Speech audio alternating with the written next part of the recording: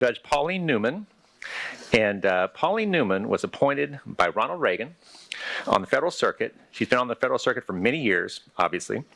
She is called the heroine of the patent system, the federal circuit's most prolific dissenter, and the greatest ally to inventors. So come up to the stage, Pauline.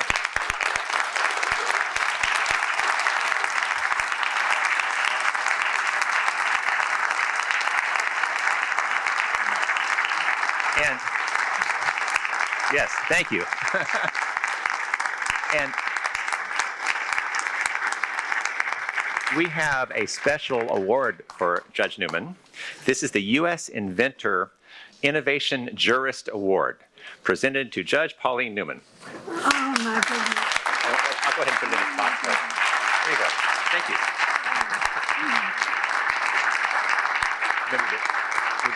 Here, we'll get a picture right here.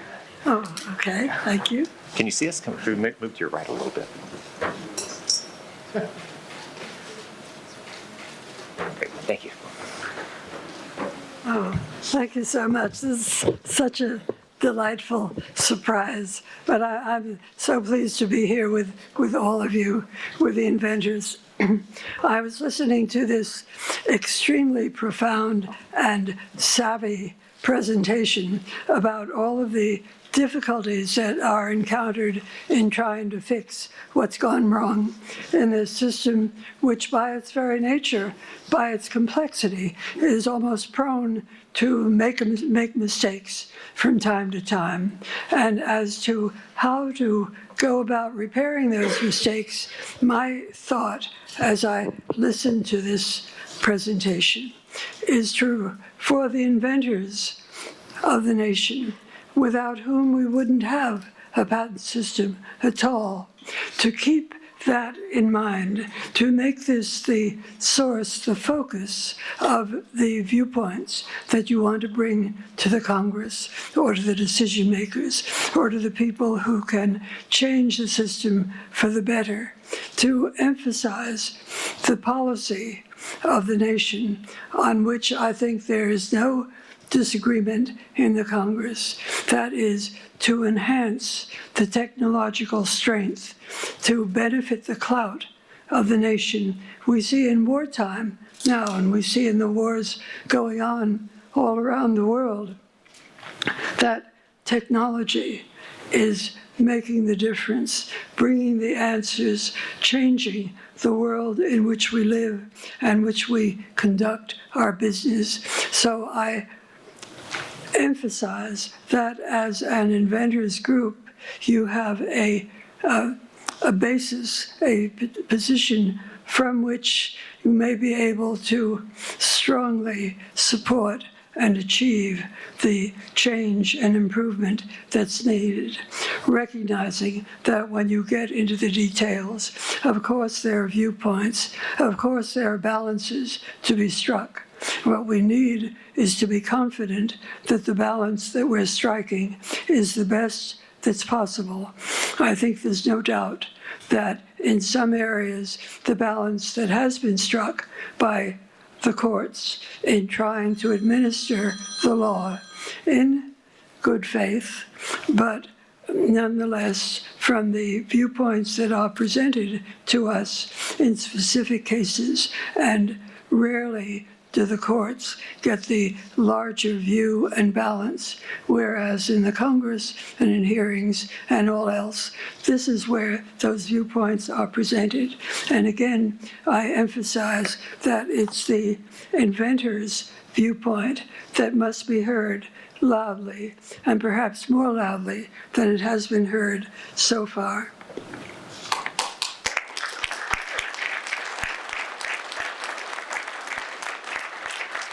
So I stress that the inventors are foundations of the patent system. We talk about owners and investors and developers, but not the inventors. And use the example of the COVID-19 development.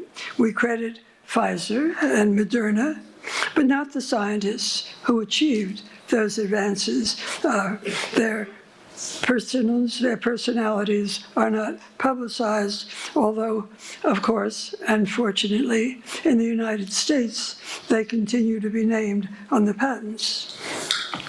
But it's the inventors who understand how science and technology advance. The law doesn't understand. The judges try and administer the statutes that have been enacted, but the variety and the complexity of experimentation and the intellectual activity that goes into it, the uncertainty of success, no matter how readily some judge will say that, of course, there was a likelihood of success, so you can't have a patent. As you know, for decades, the legal standard for invention was the flash of creative genius. Then, thanks to Judge Rich, in 1952, it was changed to what we have now. I think it's time for a very hard look at the unobviousness standard. I am more and more inclined to think about what's present exists only in the petty patent in Europe and in other countries, where if you have something new, and if it's copied rather than independently developed, you don't have to worry about going through this elaborate, in some cases, charade of litigation that we do, where it's extremely difficult to survive the assault of litigation, no matter how unobvious your development was to you. Thus, there is, of course, today a valid concern about judicial review and the need for judicial review. The uncertainty of how it's going to come out is a disincentive to invention. There's also, of course, the unfairness and the uncertainty that I understand you have been discussing in this meeting, and with good reason. So we need to help the decision makers, the Congress, to understand the depth and the complexity of how these situations arise, and to present the policy concerns. If there is a statutory, legislative disincentive to invention, who in the world does that benefit? So that the balance in that direction shifts. And I want to use the example of the formation of the Federal Circuit, because there too, that was the emphasis that was presented to the Congress, that a disincentive serves no public purpose. And of course, the role of law is to present justice and fairness, as well as the national interest in technological advance. So as I heard the discussion about the American Invents Act, if you look at the legislative history, it started from this premise. It talked about the cost of litigation, the uncertainty of the patent grant, and that the search was for a method to solve these profound policy questions as it has evolved with the, say, the help of the judiciary. It has diverged somewhat from that purpose. But the profound, even though it took 10 years, as I understand it, and if you look at the legislative history, it starts 10 years earlier. Even if it took that long to get to that stage, the emphasis was on the greater good, certainty of the patent grant, reducing the cost of litigation, a lot of goals that haven't been achieved. So with this experience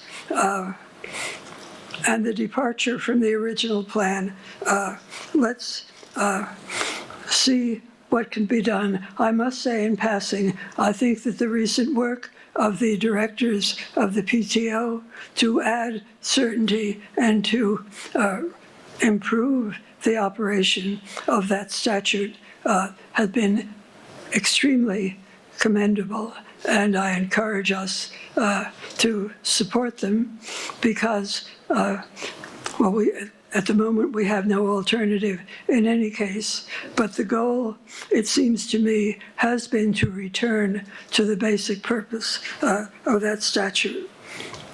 The patent system is an essential national resource, and in this era of profound scientific and technological advance, with new tools for studying the most complex aspects of human systems and machine systems, to emphasize, again, these policy needs and policy aspects are, I think, a very useful tool to achieve the practical goals that we heard discussed over this past hour by your team that has this profound understanding of how the system works. My message today is that change, as it's needed, is in your hands. I think back to the activists who created the Federal Circuit, where industry and the scientific community stepped in to promote and eventually to make major changes. I recently reviewed this history.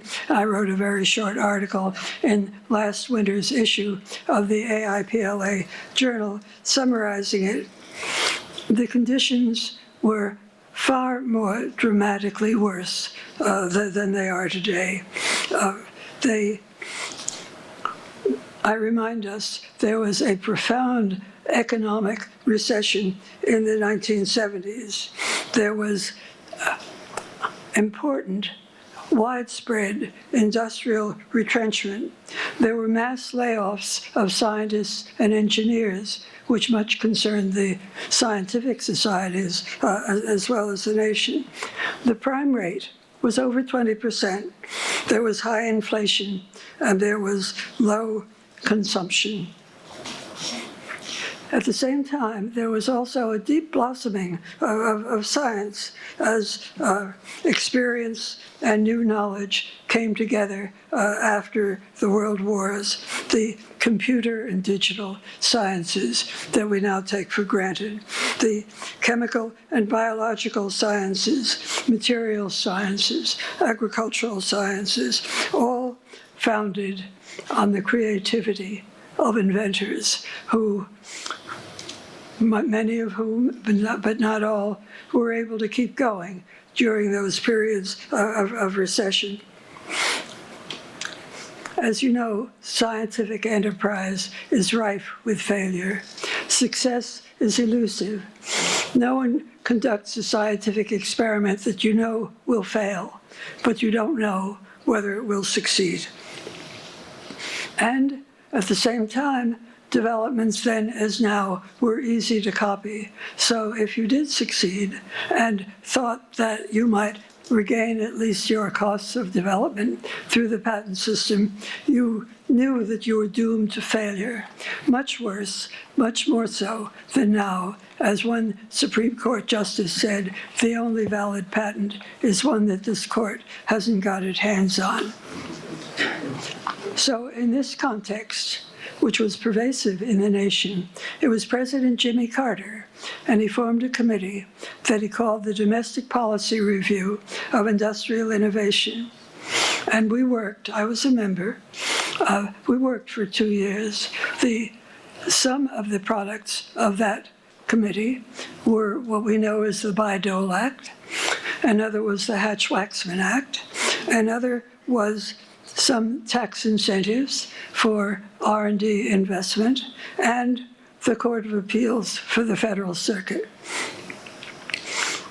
As far as the court was concerned, the committee concluded that the judicial structure inadequately supported invention and innovation and economic growth. I emphasize the economic growth. The purpose of the patent system from the beginning has been economic growth through technological advance. So we changed it.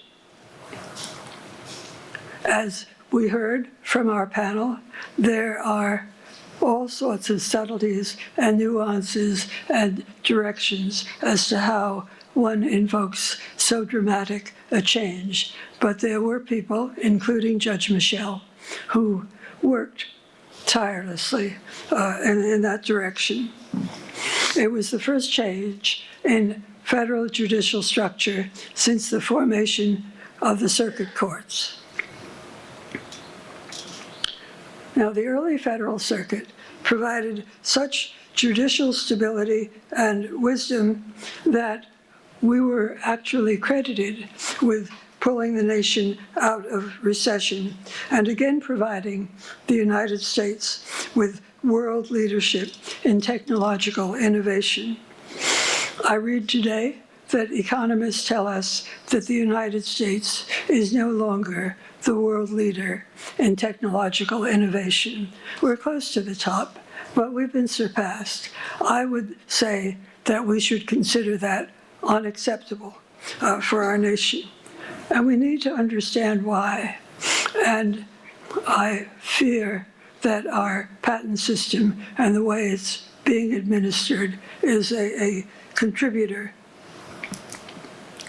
So I urge you, the inventors, to bring your insight and understanding the needs of scientific creativity and technological advance to the attention of the decision makers. Also, of course, there must be some consensus as to the directions in which we need to go.